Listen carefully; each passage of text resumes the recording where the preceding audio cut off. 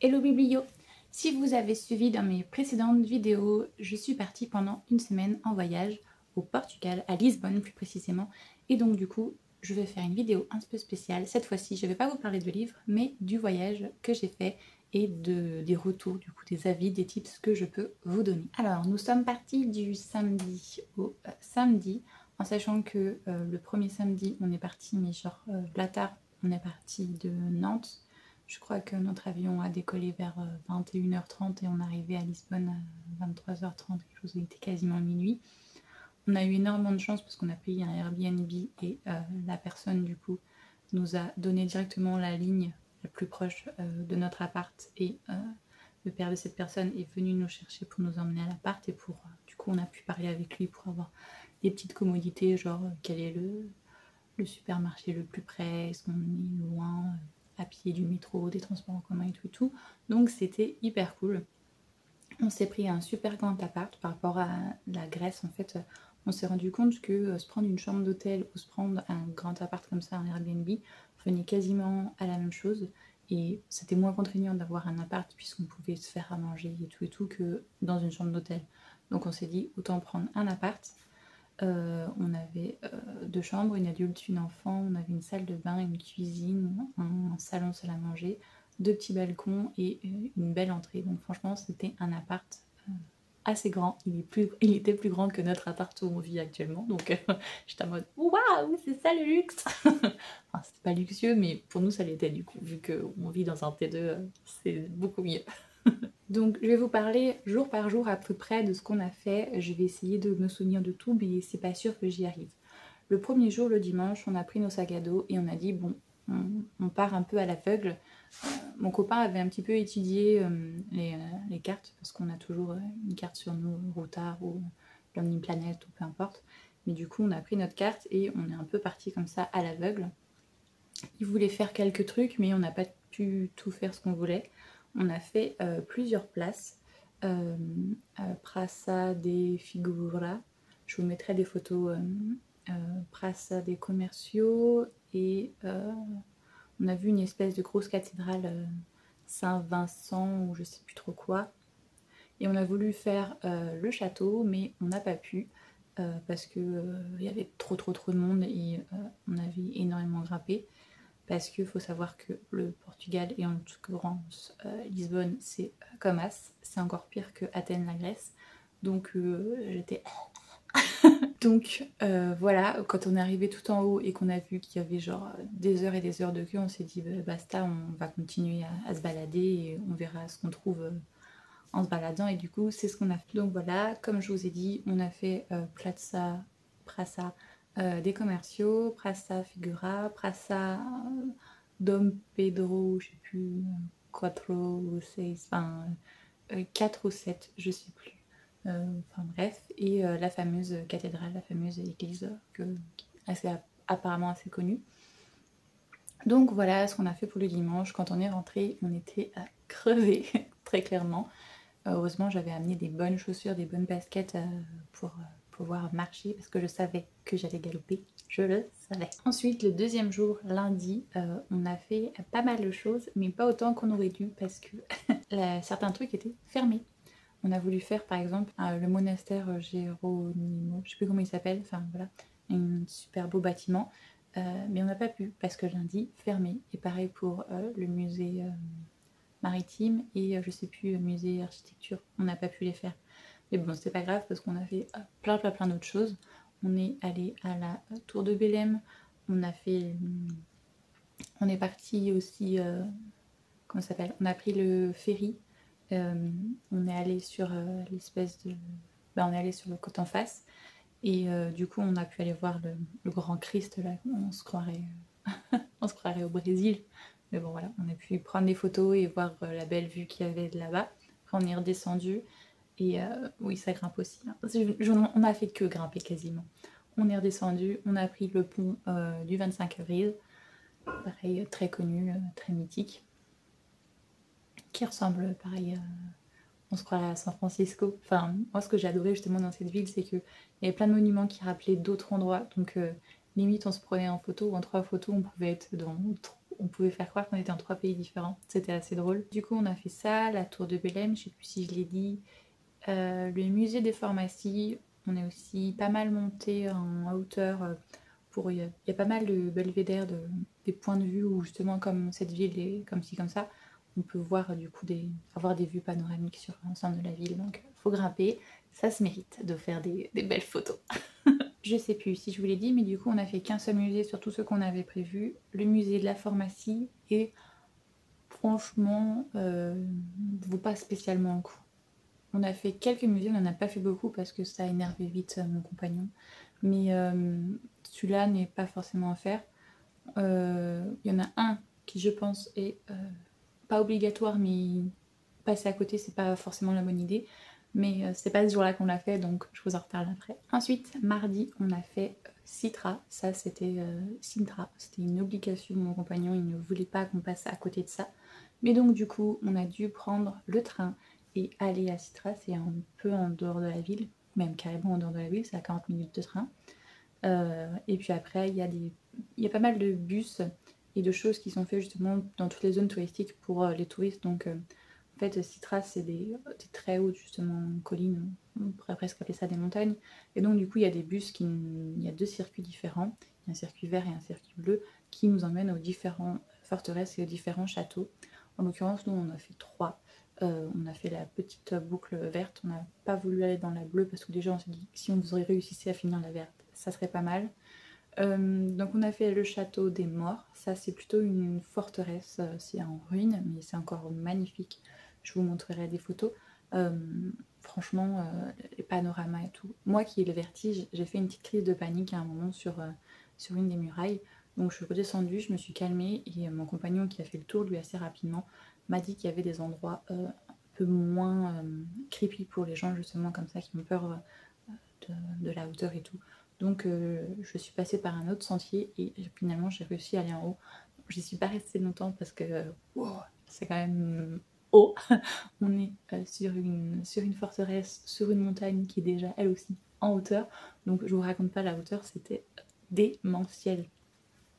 Moi ça me faisait très penser un peu à une atmosphère Game of Thrones. Donc j'étais contente, mais en même temps, mon petit cœur il était un peu en mode ça fait peur. Après du coup on a repris le bus et on est allé dans un autre domaine, dans un autre château. C'est le château là hyper connu avec toutes ces couleurs. J'ai oublié le nom parce qu'il y en avait tellement des châteaux que à la force on les oublie. Avec des tours jaunes, rouges et tout et tout. Celui-là il est très organisé en fait. Quand vous arrivez vous prenez vos billets, vous donnez une heure du coup à laquelle vous voulez faire la visite du château et après vous avez tout le grand parc, les jardins et tout. Bon, nous on y allait au mois de mars, alors forcément c'était pas très en fleurs, c'était pas très beau, mais ça se faisait quand même. Et après vous devez arriver à la bonne heure, l'heure que vous avez dit pour votre ticket, et vous allez dans une file et il y a 3 files par demi-heure, par tranche de demi-heure justement. Et après vous allez faire votre visite. C'est très tac tac tac tac, hein. Ça se voit qu'il y a pas mal de flux qui passent, donc faut faire gaffe à ce genre de choses par exemple. Après du coup on est redescendu et on a fait le palais national républicain, je sais plus trop quoi là, le palais qui est carrément dans la ville de Sintra, qui est une ancienne résidence royale et présidentielle, je suis pas sûre mais je crois qu'il y a un truc comme ça. Celui-là il est pas ouf parce qu'il est beaucoup plus contemporain si je puis dire, il a l'air beaucoup moins vieux et du coup t'as moins le waouh. Mais bon, on l'a fait quand même, c'était cool. Et après, on est redescendu et on est rentré à la maison parce qu'on était très fatigués. Même si du coup, j'étais déçue parce que dans la liste des choses que je voulais faire, il y avait un château que je voulais faire mais qui était dans l'autre circuit. Mais clairement, on en avait déjà assez de notre journée. Après, donc du coup, on arrive à jeudi. J'ai pris la main, on est allé se balader un petit peu à Baxia et Chiao, là, Chiado, je sais plus comment on dit, bref, c'est un quartier.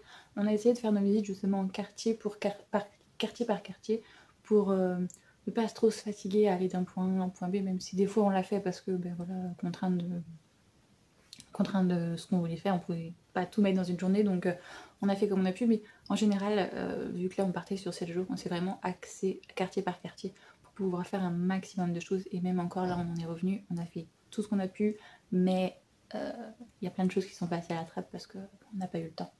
Donc le jeudi, j'ai emmené mon compagnon, il y avait un truc que je voulais faire, c'est un espèce d'ancien marché sous halle hyper beau qui est resté, qui est très ancien, mais qui dedans ils l'ont réhabilité si je puis dire.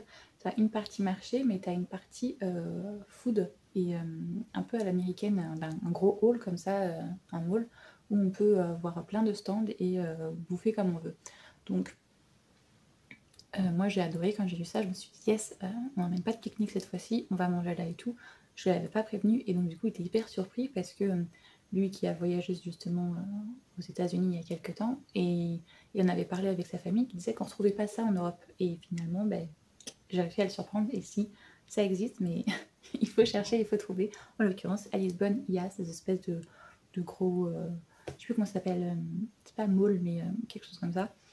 Donc voilà. Après, on est remonté, on est allé sur des belvédères pour voir des choses magnifiques. On a été faire l'espèce, enfin on l'a pas fait justement, l'espèce d'élévateur là. En fait on a fait une visite d'une hyper belle église qui a été détruite par le séisme de 1755, et du coup on a fait la visite et en fait on s'est rendu compte que en allant derrière on était déjà en haut de l'élévateur, donc on n'a même pas eu besoin de le faire, à l'inverse. On est descendu, on l'a pris en photo.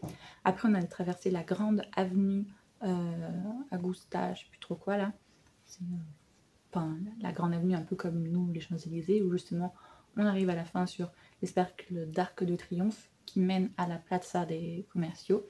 Et du coup là il y a un musée, le musée que je recommande à faire, c'est les musées Lisbona History Center ou Lisbona History Center, je sais plus dans quel ordre c'est, mais bref, c'est justement le musée qui retrace la vie de Lisbonne et qui t'explique tout de A à Z, comment Lisbonne s'est construit, les différentes époques historiques, les différentes aussi cultures, parce que Lisbonne, justement, je vais vous montrer quelques photos, mais il y a énormément d'architectures différentes, de cultures différentes qui y sont passées, et ça se voit, ça a imprégné la ville, et c'est hyper beau, hyper intéressant.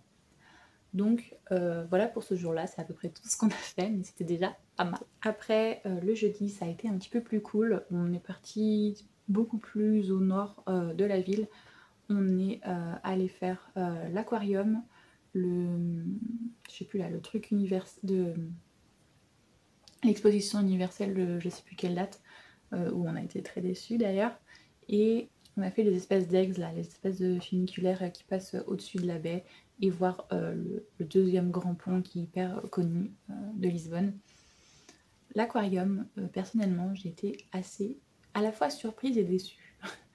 Je m'attendais à un très grand aquarium avec plein de choses, et en fait c'est un petit aquarium qui est fait en carré avec 4 pôles pour nous parler de la faune et la flore du côté Pacifique, Atlantique, Antarctique et je sais plus, tropical. Et donc du coup en fait on monte tout en haut et on descend petit à petit, donc on voit plein de choses, hein, il n'y a pas de souci, mais bah, du coup, il y a beaucoup de redites parce qu'il y a un gros aquarium central où en fait, du coup, quand tu tournes, bah, tu vois la même chose au milieu. Sur les côtés, tu vois des choses différentes, mais voilà, c'était pas mal, mais pas transcendant. On a été voir l'exposition temporaire qu'il y avait. C'était des énormes écrans qui donnaient vraiment l'impression d'être immergé, avec cette sensation d'être dans l'eau. Donc, enfin, pas dans l'eau au niveau tactile, mais vu que les écrans faisaient 3 fois notre taille et qu'il y avait des super belles images, voilà, ça faisait quelque chose, donc c'était cool, mais pas transcendant non plus.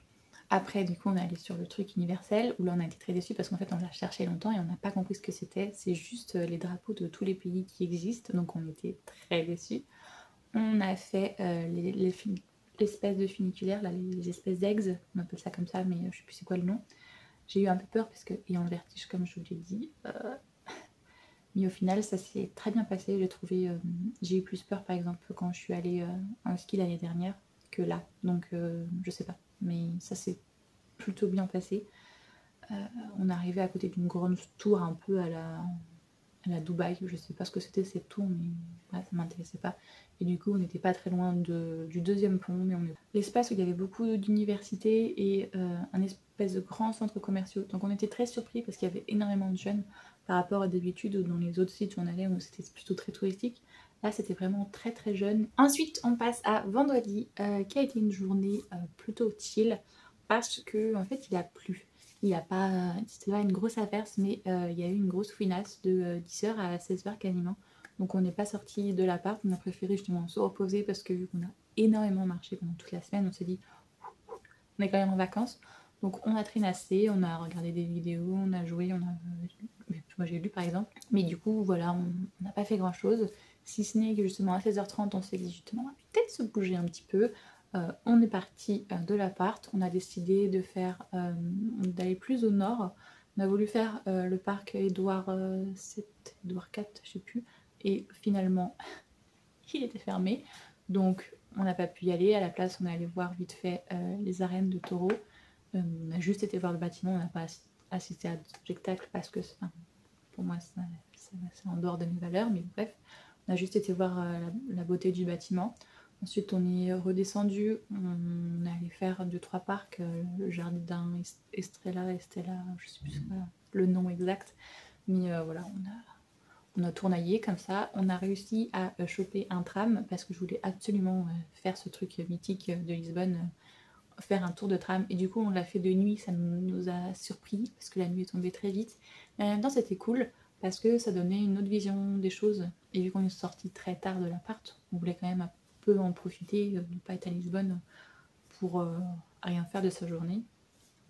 Donc du coup c'était drôle parce qu'on a revu les sites qu'on a fait la première journée au niveau du château, de l'église Saint-Vincent, ou je sais plus c'est quoi le nom. Enfin bref, on a refait plusieurs zones comme ça qu'on avait déjà fait en début de parcours, mais là c'était le dernier jour et on les a fait en soirée nuit.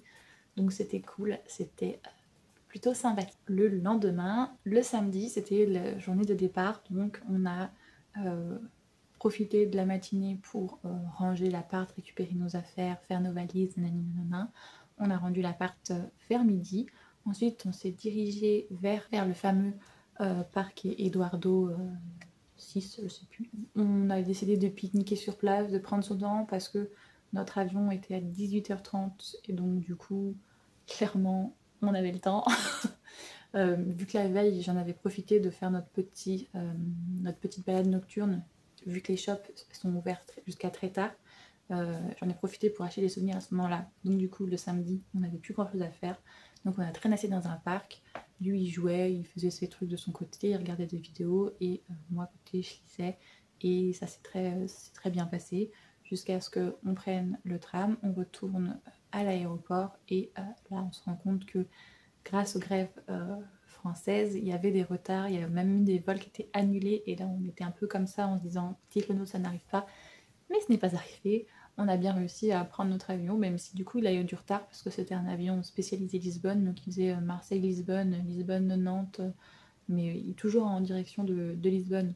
Donc là il revenait de Marseille et justement comme il y a eu pas mal de vagues de grévistes, le pilote, quand il nous en a parlé, il nous a bien expliqué qu'il y a eu des grèves à Marseille et donc du coup ça lui a fait des retards sur son vol. Du coup on a eu 3/4 d'heure je crois de retard. Mais bon, ça s'est vite fait. Donc voilà pour le gros de toutes les visites qu'on a fait. Maintenant, je vais revenir avec vous sur justement ce que j'ai aimé, ce que j'ai moins aimé, les tips que je peux vous donner, comme ça, les petits conseils. Après, vous en faites ce que vous voulez, hein. Moi c'est juste pour aider. Alors, comme je vous l'ai dit, le Portugal, et surtout là en l'occurrence Lisbonne, c'est un endroit... c'est pas plat, hein. Clairement c'est pas comme justement chez moi où j'habite en Vendée où c'est clairement très plat. Là, je vous conseille des bonnes chaussures, des pantalons pareil, si vous êtes comme moi une personne assez forte, évitez les frottements de cuisses, hein, des pantalons bien serrés comme il faut pour pouvoir marcher pendant des heures. Voilà, bonnes chaussures, bons pantalons et vous pourrez gambader partout. Bouteille d'eau, sac à dos pour justement pouvoir transporter tout ce qui est crème solaire, lunettes de soleil, chapeau. Moi j'avais toujours mes lunettes sur moi, mon chapeau sur moi. On a oublié la crème solaire et on s'en est rendu compte le deuxième jour du coup qu'on s'est tapé des petits coups de soleil. Mais franchement ça allait alors que on est au mois de mars, hein. Mais vous voyez, j'ai quand même pris un peu de couleur, je me suis tapé un petit coup de soleil. Sinon, au niveau du conseil pour le transport, ce que je vous conseille, c'est quand vous arrivez la première fois dans le métro, vous vous achetez ces petites cartes là. Viva Vegem, là, je sais pas trop comment ça s'appelle, voilà. Et en fait, la carte vous coûte, je crois, 50 centimes, et vous avez des trajets dessus qui sont à 1€, je sais plus, 1,05€, 1,50€. Et ça peut vous servir pour absolument tout. Tout transport en commun dans Lisbonne utilise ceci. Donc c'est vachement pratique. Parce que comme je vous l'expliquais, nous on a pris le train, le bus, le ferry, qu'est-ce qu'on a pris encore d'autre, les funiculaires, pareil, et on se sert de ceci. Et par exemple, le funiculaire qui est à 3,80€ quand tu payes ton truc comme ça, avec ceci, il te coûte que 1,50€. Donc c'est vachement rentable. Cette carte en plus est rechargeable, donc vous pouvez, par exemple, nous ce qu'on avait fait là-bas, je crois on avait mis 25€ dedans, et on s'en est vite rendu compte mercredi que ça serait pas suffisant. Après on a remis dessus, mais on en a mis trop. Donc moi ce que je vous conseille, c'est que vous regardez justement, faites comme nous, vous regardez à peu près ce que vous voulez faire dans vos journées, et essayez de programmer, de calculer à peu près le montant que vous allez avoir besoin, en sachant que justement un trajet est 1,50€, et vous allez voir que c'est hyper facile, vous avez juste à les passer comme une carte normale, et vous pouvez faire tous les trajets que vous voulez. Comme je vous disais, le ferry, les trams, les bus, les funiculaires, tout 1,50€. Enfin, franchement, moi, j'étais choquée, et j'ai kiffé.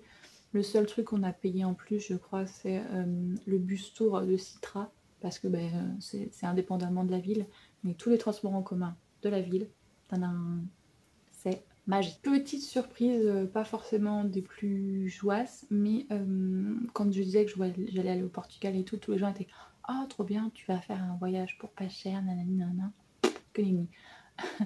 Peut-être qu'en campagne c'est différent, mais Lisbonne c'est la capitale, c'est la ville, et les prix étaient clairement les mêmes que chez nous. On n'a pas fait de super bons repas pour très peu cher. Non, on a eu quasiment les mêmes quantités et les mêmes prix que nous, là où on se trouve actuellement. Donc un petit peu déçue pour ça, parce que je m'attendais justement à ce que ça soit beaucoup moins cher que chez nous, et non, c'est les mêmes prix. Après, ce que j'ai énormément apprécié dans cette ville, c'est comme je vous ai dit au tout début, il y a eu énormément de brassages culturels et d'architecture différents, et ça se ressent, ça se respire, et c'est très différent de nous par exemple avec Paris et toutes ces avenues haussmanniennes où tout est pareil, nanana. Là non, les maisons les unes à côté des autres ne sont pas pareilles, il y en a qui sont peintes, il y en a qui ont de la faïence, il y en a qui sont bleues, jaunes, roses, enfin bref, il y a plein de styles architecturaux très différents. On peut avoir du très classique, du très catholique, à côté de ça on va avoir un truc orthodoxe, et à côté de ça on va avoir un truc beaucoup plus oriental. Enfin franchement c'est nawak au niveau de l'esthétique, justement c'est un espèce de pêle-mêle de mélange, c'est hyper joli, hyper riche et enrichissant. Je trouvais ça génial, ça m'a franchement énormément dépaysé.